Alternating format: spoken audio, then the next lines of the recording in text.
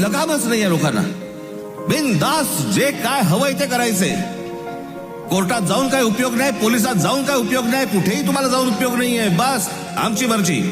त्या बदलापूरला आमच्या महाराष्ट्र नवनिर्माण सेनेने त्या बाईच्या मुलीचं एक लहान मुलगी जिच्यावरती बलात्कार झाला तिचं प्रकरण जेव्हा बाहेर काढलं, त्यातला जो मुख्य आरोपी होता, काही कारण नसताना पोलिसांकडनं त्याला एन्काउंटर केला गेला, मारला, त्याला ठार मारला. का? कशासाठी? या नराधमांना ठार मारले पाहिजे त्याच्याबद्दल वादच नाहीये, पण एन्काउंटर मध्ये ठार का मारायचा होता? काही गुपित होतं का? जर ते बाहेर पडलं असतं काही प्रॉब्लेम होता का? आणि त्याच्यातला जो सह आरोपी होता आपटे नावाचा, त्याला भारतीय जनता पक्षाने काल स्वीकृत नगरसेवक म्हणून स्वीकारलं. आमच्या अविनाश जाधवने धमकी दिली की बदलापूरमध्ये आम्ही मोर्चा काढतो म्हटल्यानंतर त्या स्वतःहून माणसाने त्याचा राजीनामा दिला की नको मला स्वीकृत. हिंमत कशी होते यांची द्यायची? एका लहान मुलीच्या बलात्काराच्या प्रकरणामध्ये सह आरोपी असलेल्या माणसाला स्वीकृत नगरसेवक पद देण्याची यांची हिंमत कशी होते?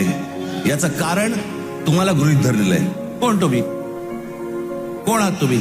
आला की 5,000 रुपये तोंडावर फेकू आणि तुम्हाला विकत घेऊ. ही आली कुठून हिंमत?